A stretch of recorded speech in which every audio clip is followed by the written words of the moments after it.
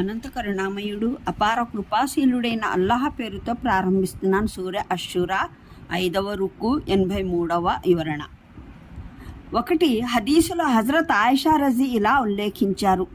ప్రవక్త మహానీయుల సల్లల్లాహు అలైహి వసల్లంకు ప్రారంభంలో వహీ అవతరణ సత్య స్వప్నాల ద్వారా జరిగింది. బుఖారీ, ముస్లిం. ఈ పరంపర తర్వాత కూడా కొనసాగింది. కాగా హదీసుల్లో ఆయన కన్నటువంటి అనేక కళల ప్రస్తావన వస్తుంది. వాటిలో ఆయనకు ఏదో బోధన అందజేయబడింది లేదా ఏదైనా విషయాన్ని ఎరుకపరచడం జరిగింది. దివ్య ఖురాన్లోనూ ఆయన కళనొక్క దాన్ని స్పష్టంగా ప్రస్తావించడం జరిగింది. అల్-ఫతహ్ సూరా 27వ ఆయత్. ఇంతేకాక అనేక హదీసుల్లో ప్రవక్త మహానీయులు సల్లల్లాహు అలైహి వసల్లం నా మనసులో ఫలానా మాట వేయడం జరిగింది, నాకు ఫలానా విషయం తెలుపడం జరిగింది, నాకు ఈ ఆదేశం అయ్యింది, నన్ను దీన్ని గురించి వారించడం జరిగింది అని పలికినట్లు ఉదాహరణలు ఉన్నాయి. ఇటువంటివన్నీ మొదటి కోవకు చెందిన వహీలన్నమాట. హదీసు ఖుద్సీ కూడా ఈ కోవకు చెందినదే. మేరాజ్ సందర్భంలో 2వ రకానికి చెందిన వహీ పొందే భాగ్యం ప్రవక్త శ్రీ సల్లల్లాహు అలైహి వసల్లంకి కలిగింది. అనేక ప్రామాణిక హదీసుల ద్వారా ఆ సందర్భంలో ప్రవక్త శ్రీ సల్లల్లాహు అలైహి వసల్లంకి 5 వేళల నమాజ్ ఆదేశం ఇవ్వడం, దానికి ప్రవక్త శ్రీ సల్లల్లాహు అలైహి వసల్లం మాటి మాటికి మనవి చేసుకున్న ప్రస్తావన వచ్చింది.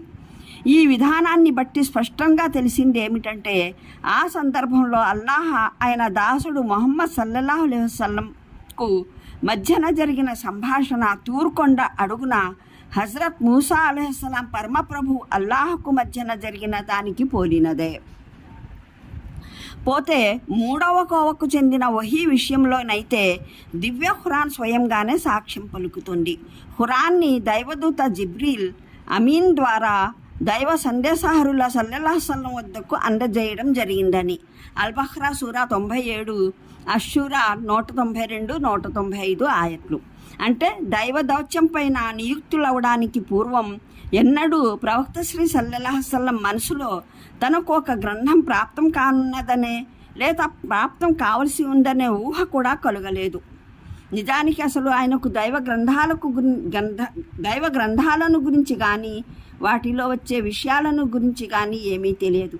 అదేవిధంగా ఆయనకు అల్లాహ్ పట్ల విశ్వాసమైతే ఉండేది, కానీ చేతన స్థాయిలో దాని వివరాలను గురించి ఆయన ఏమీ ఎరుగరు.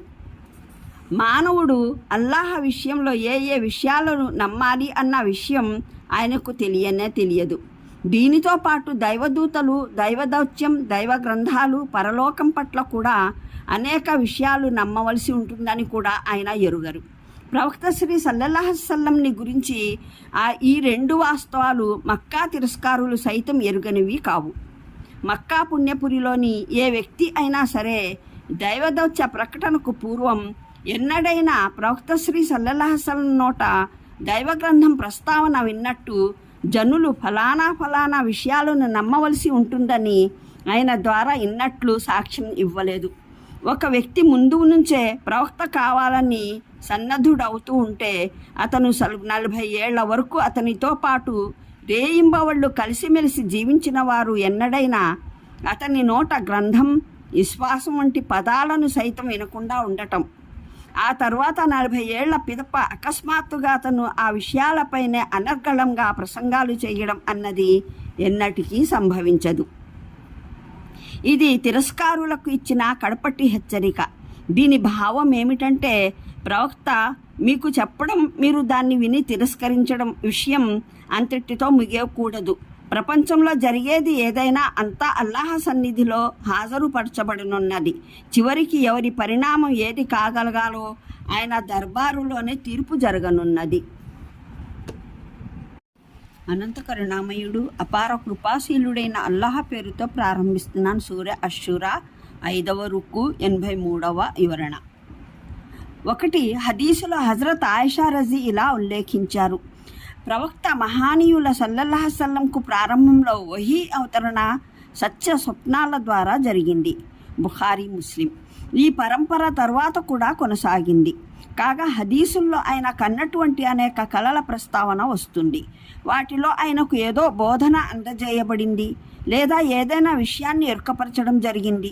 దివ్య ఖురాన్లోనూ ఆయన కలనొక్క దాన్ని స్పష్టంగా ప్రస్తావించడం జరిగింది. అల్-ఫతహ్ సూరా 27వ ఆయత్. ఇంతేకాక అనేక హదీసుల్లో ప్రవక్త మహానీయులు సల్లల్లాహు అలైహి వసల్లం నా మనసులో ఫలానా మాట వేయడం జరిగింది, నాకు ఫలానా విషయం తెలుపడం జరిగింది, నాకు ఈ ఆదేశం అయ్యింది, నన్ను దీన్ని గురించి వారించడం జరిగింది అని పలికినట్లు ఉదాహరణలు ఉన్నాయి. ఇటువంటివన్నీ మొదటి కోవకు చెందిన వహీలన్నమాట. హదీసు ఖుద్సీ కూడా ఈ కోవకు చెందినదే. మేరాజ్ సందర్భంలో రెండవ రకానికి చెందిన వహీ పొందే భాగ్యం ప్రవక్త శ్రీ సల్లల్లాహు అలైహి వసల్లంకి కలిగింది. అనేక ప్రామాణిక హదీసుల ద్వారా ఆ సందర్భంలో ప్రవక్త శ్రీ సల్లల్లాహు అలైహి వసల్లంకి 5 వేళల నమాజ్ ఆదేశం ఇవ్వడం, దానికి ప్రవక్త శ్రీ సల్లల్లాహు అలైహి వసల్లం మాటికి మనవి చేసుకున్న ప్రస్తావన వచ్చింది. ఈ విధానాన్ని బట్టి స్పష్టంగా తెలిసింది ఏమిటంటే, ఆ సందర్భంలో అల్లాహ్ ఆయన దాసుడు ముహమ్మద్ సల్లల్లాహు అలైహి వసల్లంకు మధ్యన జరిగిన సంభాషణ తూర్కొండ అడుగున హజరత్ మూసా అలైహిస్సలాం పరమప్రభు అల్లాహకు మధ్యన జరిగిన దానికి పోలినదే. పోతే మూడవ కోవకు చెందిన వహీ విషయంలోనైతే దివ్య ఖురాన్ స్వయంగానే సాక్ష్యం పలుకుతుంది. ఖురాన్ని దైవదూత జిబ్రీల్ అమీన్ ద్వారా దైవ సందేశహరుల సల్లల్లాహు అలైహి వసల్లం వద్దకు అందజేయడం జరిగిందని అల్-బఖ్రా సూరా 97, అషూరా 192, 195 ఆయట్లు. అంటే దైవ దౌత్యం పైన నియుక్తులవడానికి పూర్వం ఎన్నడూ ప్రవక్త శ్రీ సల్లల్లాహు అలైహి వసల్లం మనసులో తనకు ఒక గ్రంథం ప్రాప్తం కానున్నదనే లేదా ప్రాప్తం కావలసి ఉందనే ఊహ కూడా కలగలేదు. నిజానికి అసలు ఆయనకు దైవ గ్రంథాలను గురించి కానీ వాటిలో వచ్చే విషయాలను గురించి కానీ ఏమీ తెలియదు. అదేవిధంగా ఆయనకు అల్లాహ్ పట్ల విశ్వాసమైతే ఉండేది, కానీ చేతన స్థాయిలో దాని వివరాలను గురించి ఆయన ఏమీ ఎరుగరు.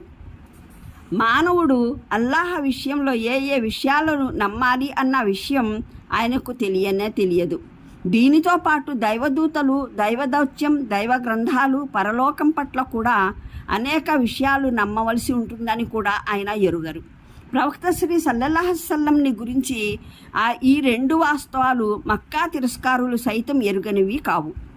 మక్కా పుణ్యపురిలోని ఏ వ్యక్తి అయినా సరే దైవదౌత్య ప్రకటనకు పూర్వం ఎన్నడైనా ప్రవక్త శ్రీ సల్లల్లాహు అలైహి వసల్లం నోట దైవగ్రంథం ప్రస్తావన విన్నట్టు జనులు ఫలానా విషయాలను నమ్మవలసి ఉంటుందని ఆయన ద్వారా ఇన్నట్లు సాక్ష్యం ఇవ్వలేదు. ఒక వ్యక్తి ముందు నుంచే ప్రవక్త కావాలని సన్నద్ధుడవుతూ ఉంటే అతను 40 ఏళ్ల వరకు అతనితో పాటు రేయింబవళ్ళు కలిసిమెలిసి జీవించిన వారు ఎన్నడైనా అతని నోట గ్రంథం, విశ్వాసం వంటి పదాలను సైతం వినకుండా ఉండటం, ఆ తర్వాత 40 ఏళ్ల పిదప అకస్మాత్తుగా అతను ఆ విషయాలపైనే అనర్గళంగా ప్రసంగాలు చేయడం అన్నది ఎన్నటికీ సంభవించదు. ఇది తిరస్కారులకు ఇచ్చిన కడపటి హెచ్చరిక. దీని భావం ఏమిటంటే, ప్రవక్త మీకు చెప్పడం, మీరు దాన్ని విని తిరస్కరించడం విషయం అంతటితో ముగియకూడదు. ప్రపంచంలో జరిగేది ఏదైనా అంతా అల్లాహ్ సన్నిధిలో హాజరుపరచబడనున్నది. చివరికి ఎవరి పరిణామం ఏది కాగలగాలో ఆయన దర్బారులోనే తీర్పు జరగనున్నది. అనంత కరుణామయుడు, అపార కృపాశీలుడైన అల్లాహ్ పేరుతో ప్రారంభిస్తున్నాను. సూర అషూరా 5వ రుకు 83వ వివరణ. 1. హదీసులో హజరత్ ఆయిషా రజీ ఇలా ఉల్లేఖించారు. ప్రవక్త మహానీయుల సల్లల్లాహు అలైహి వసల్లంకు ప్రారంభంలో వహీ అవతరణ సత్య స్వప్నాల ద్వారా జరిగింది. బుఖారీ, ముస్లిం. ఈ పరంపర తర్వాత కూడా కొనసాగింది. కాగా హదీసుల్లో ఆయన కన్నటువంటి అనేక కలల ప్రస్తావన వస్తుంది. వాటిలో ఆయనకు ఏదో బోధ